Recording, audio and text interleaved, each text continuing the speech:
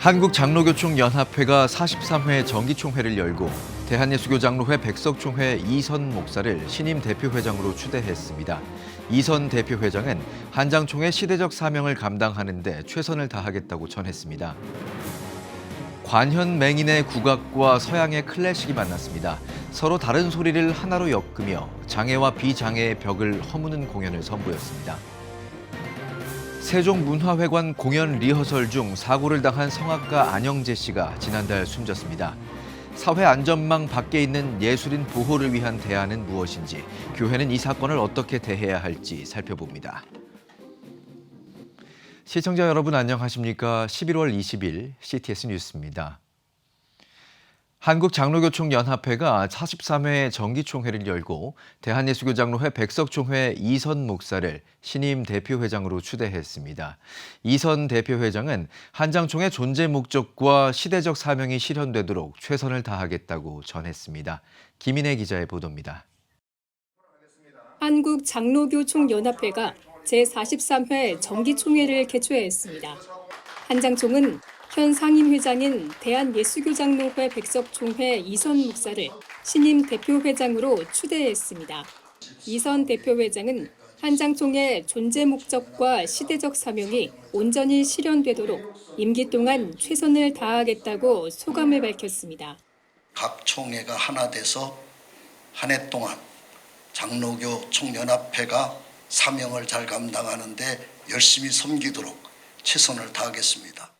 한장총 신임 상임회장에는 단독 입후보한 예장 대신총회 강대성 목사가 투표 없이 박수로 선출됐습니다. 대표회장님을 중심으로 우리 장로교 총연합회, 우리 한국교회를 섬기는 데에 정말 최선을 다해서 섬기겠습니다. 권순웅 직전 대표회장은 이 임사를 통해 장로교회의 연합과 부흥이 이루어지는 43회기가 되길 소망한다고 전했습니다. 우리 장로교의 뿌리가 하나이기 때문에 우리 장로교회가 연합함으로 인해서 장로교회가 부흥하면 한국교회가 부흥하고 장로교회가 부흥하면 우리 민족이 삽니다. 이선 대표장님, 의원님들은 더 큰 역량이 계신 분들입니다. 우리 한국 장로교회가 우리 하나가 되어서 연합해서 부흥하는 43회가 되기를 소망하며 임원 구성을 마친 한장총은 43회기 사업으로 원로 은퇴 목회자를 위한 섬김, 장로교 부흥운동과 교류, 연합 기도운동 전개, 다음 세대 사역 활성화, 소외 이웃 돌봄 등을 추진할 계획입니다. CTS 뉴스 김인혜입니다. 시각장애인들이 연주하는 국악 들어본 적 있으신가요? 앞을 볼 수 없고 많은 노력이 필요하기에 더욱 아름다운 국악이 탄생하는데요. 이러한 시각장애인들이 서양 음악과의 조화로운 연주를 선보였습니다. 서로 다른 소리를 하나로 엮으며 장애와 비장애의 벽을 허문 무대를 박주성 기자가 보도합니다. 어두운 무대 위 합창단의 목소리로 시작된 우리나라 전래동요 새야새야. 이내 빛이 무대를 비추자 판소리가 울려 퍼집니다.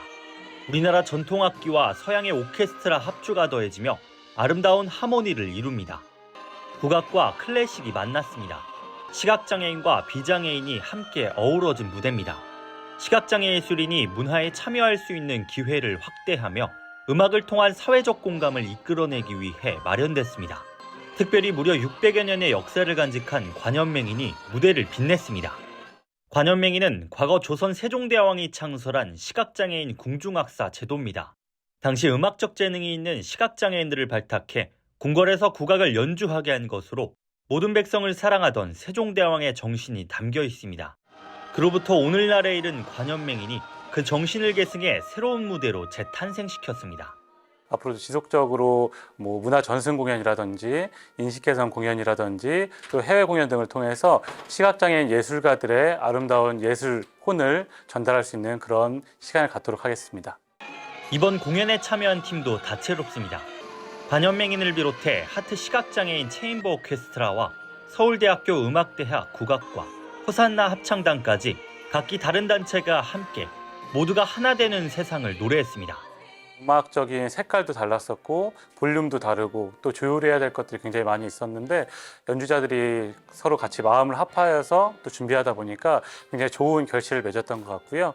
저희들의 연주가 관객분들의 마음에 가닿고 그 마음이 또 저희들에게 다시 전해질 때 음악으로 서로 공감하고 하나가 된다고 느껴져서 가장 기쁜 것 같고요. 나와 다른 사람들과 조화를 이루며 함께할 때의 그 아름다움, 따뜻함을 전할 수 있는 단체가 되고 싶습니다. 공연의 마지막을 장식한 모두의 노래 아리랑. 한마음으로 울려 퍼진 아리랑은 더불어 살아가는 세상이 얼마나 아름다운지를 들려주고 있습니다.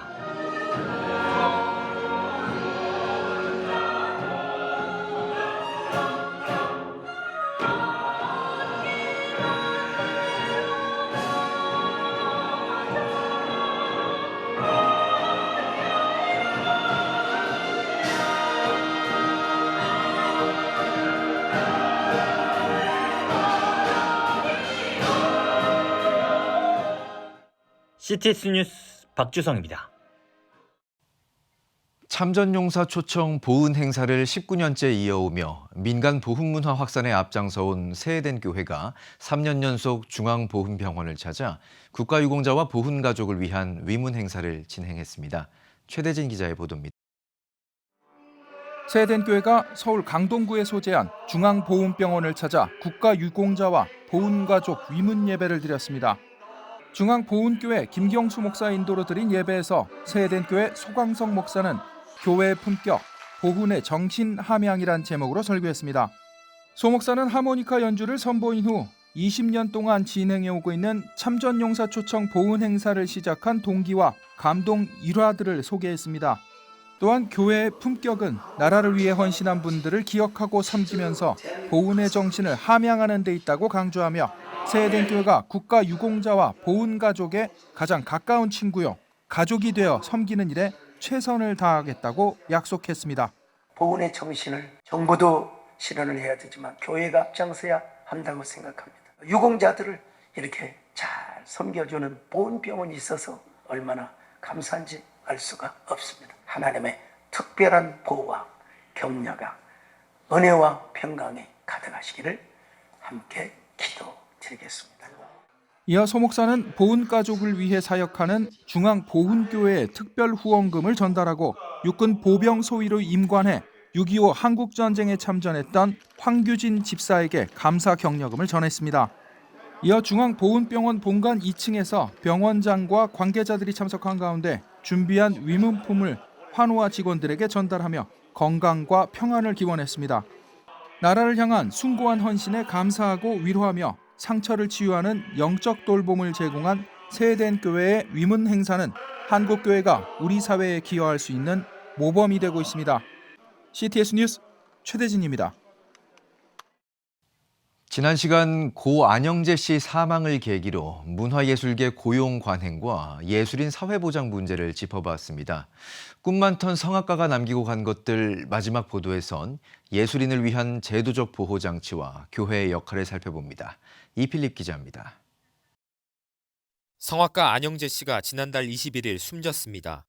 세종문화회관에서 공연 리허설 도중 사고를 당하고 재활을 시작한 지 2년 7개월 만입니다. 고인은 주한장로교회 브니엘 찬양대 테너였습니다. 향년 30세입니다.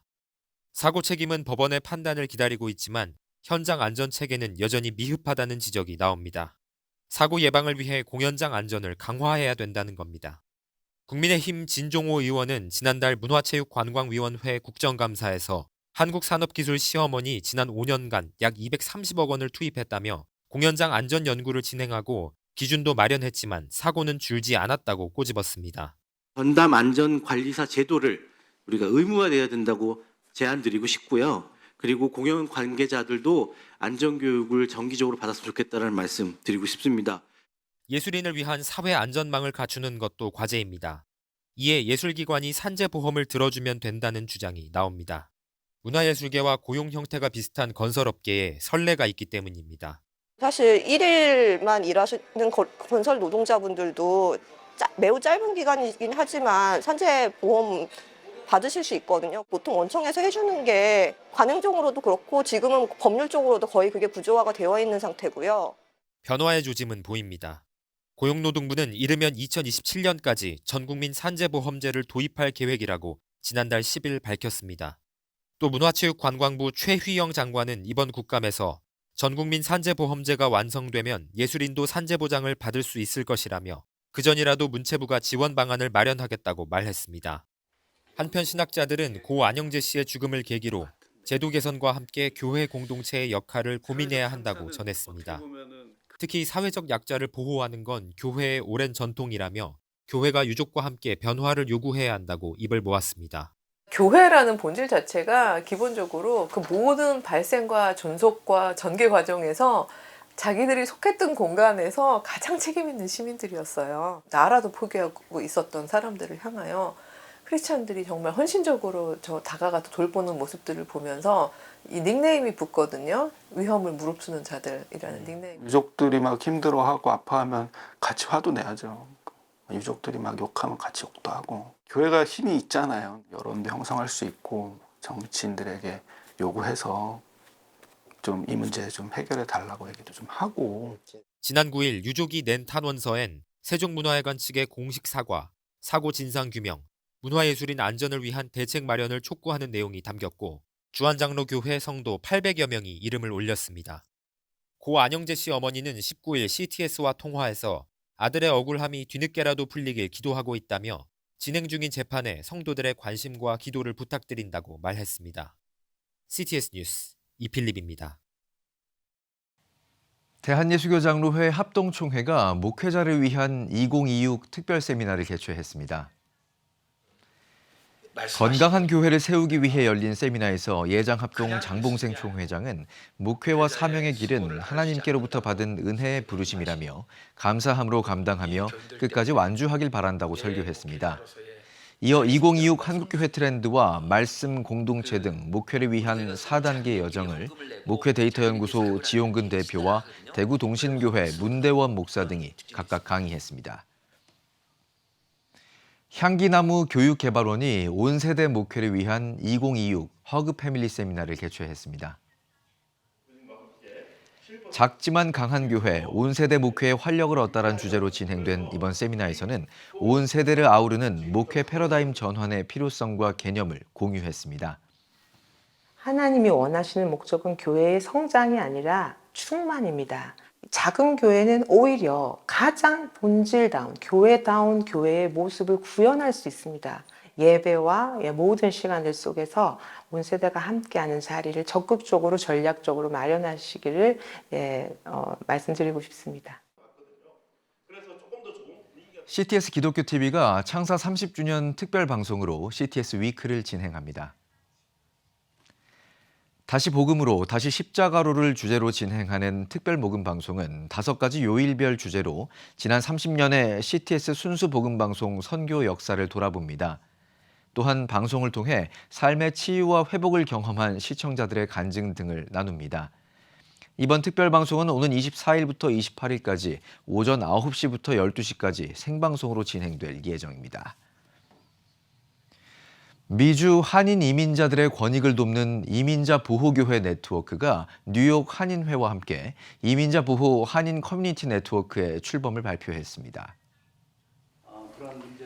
뉴욕 한인회 이명석 회장은 19개 한인단체들이 힘을 모아 탄생한 이민자 보호 한인 커뮤니티 네트워크가 사회 구조적인 문제로 어려움에 처한 한인 이민자들에게 실질적인 도움을 줄 수 있도록 협력을 당부했습니다. 출범에 참여한 한인 단체장들은 강화되는 이민 단속의 위기 앞에 한인들이 연대하는 공동 대응 방안을 마련하고 이민자를 위한 권리 교육과 법률 지원 등의 내용이 담긴 공동 선언문을 발표했습니다. 공동위원장에 추대된 뉴욕 우리교회 조원태 목사는 한인 단체와 교회가 힘을 모아 도움의 손길을 간절히 기다리는 이웃들을 향해 예수의 사랑을 실천하자고 전했습니다.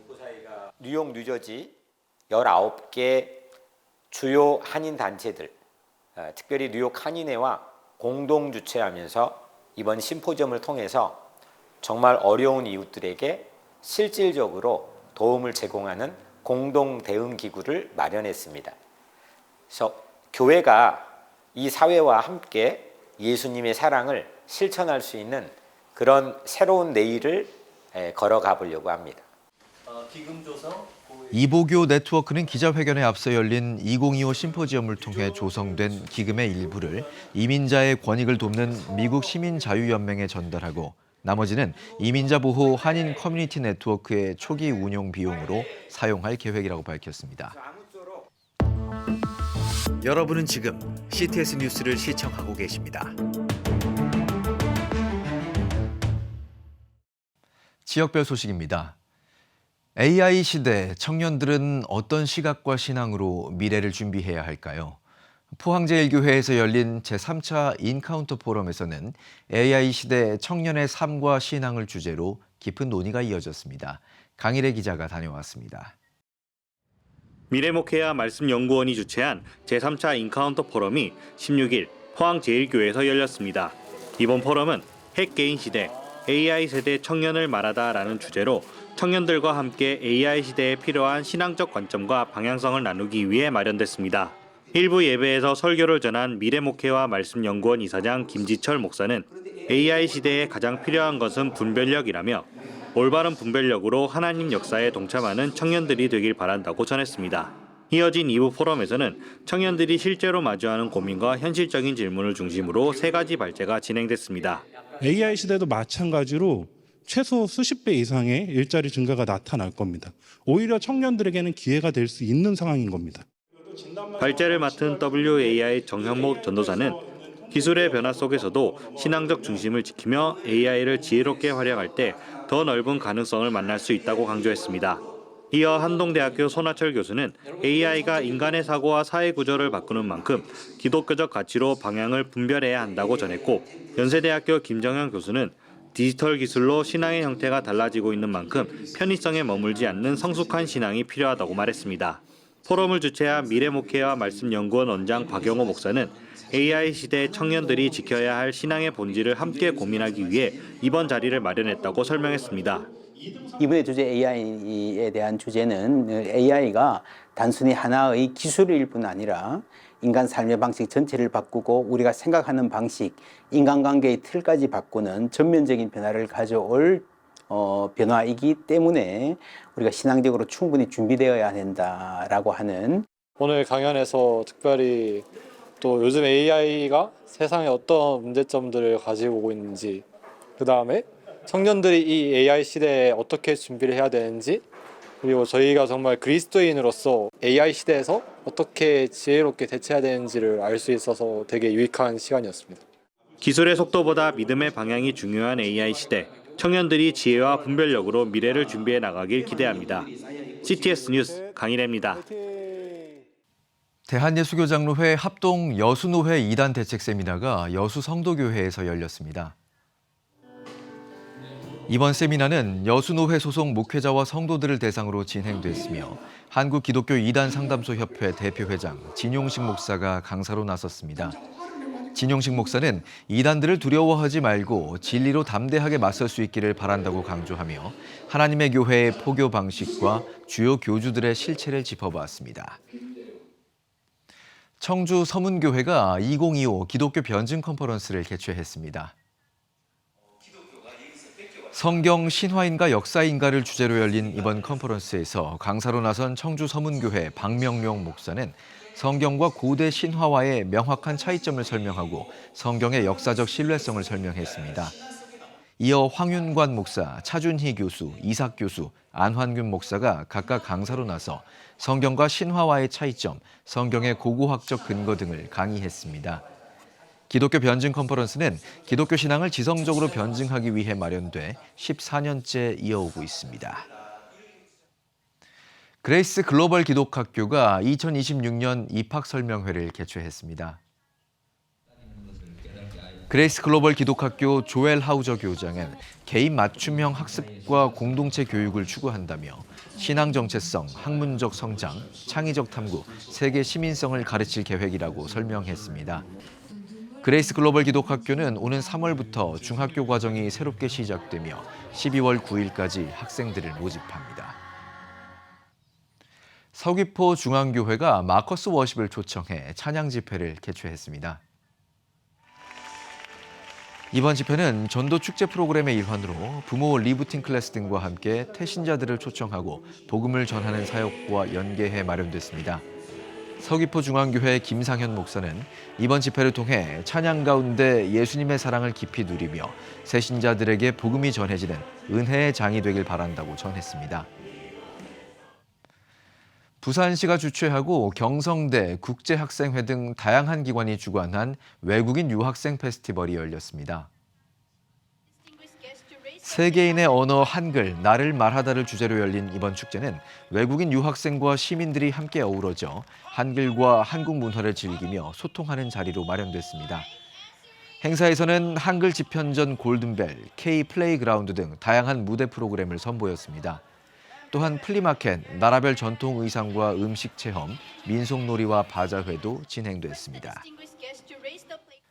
사단법인 민족복음화운동본부가 인천광역시 본부 발대식 및 인천본부장단 취임식을 개최했습니다. 일부 예배에서 말씀을 전한 이태희 총재는 인천에서 성령운동, 회개운동, 전도운동의 강력한 불길이 다시 일어나게 될 줄로 믿는다고 강조했습니다. 곧이어 2부 취임식에서 박영배 목사가 대표본부장, 락원국 목사가 총괄본부장에 취임하고 취임하는 상임본부장들에게 취임패 증정식을 진행했습니다. 경인과 더 나아가서 북한 탈북민들과 북한 복음화를 위해서 이 일에 적극적으로 동참해서 부족하지만 힘을 보태서 같이 민족 부흥운동에 동참하는 것이 이 시대의 하나님의 요청이라고 생각하고 부족하지만 최선을 다해서 총재님을 섬기면서 이 일에 동참하려고 이렇게 취임식을 하게 됐습니다. 특별히 이 복음 운동을 통해 가지고 앞으로 다시 한번 대한민국이 성령의 부흥의 불길이 타오르면서 교회들이 살아나고 목사가 살아나고 세계를 향한 선교의 비전이 세워지기를 원합니다. 이어 교계와 연합기관장들의 축사와 격려사가 이어졌습니다. 지금 한국교회는 복음의 능력이 필요합니다. 하나님 앞에서 자신을 돌아보는 회개 용서운동, 성령의 임재를 간절히 구하는 기도 성령운동, 오직 말씀과 기도로 다시 일어서야 합니다. 한국교회가 복음의 능력을 회복할 때 나라와 민족을 살리고 다음 세대가 믿음으로 바로 설 것입니다. 예수 그리스도의 생명의 복음으로 하나 되는 한국교회. 개혁주의 생명신학이 예수 생명의 마중물이 되겠습니다. 이 캠페인은 기독교대학의 글로벌 리더 백석대학교와 백석총회가 함께합니다.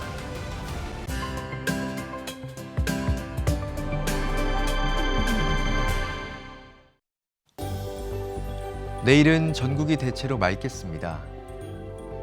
최저 기온은 영하 3도에서 11도, 최고 기온은 11도에서 17도가 되겠습니다. 주간 날씨 예보입니다. 27일 중부지방에 비가 오겠습니다.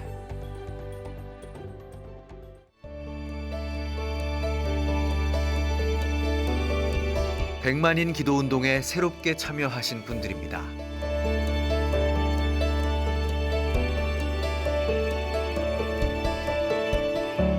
백만인 기도운동을 통해 보내주신 후원금은 국내는 물론 전 세계를 향한 CTS의 영상 선교 사역을 위해 소중하게 쓰이고 있습니다.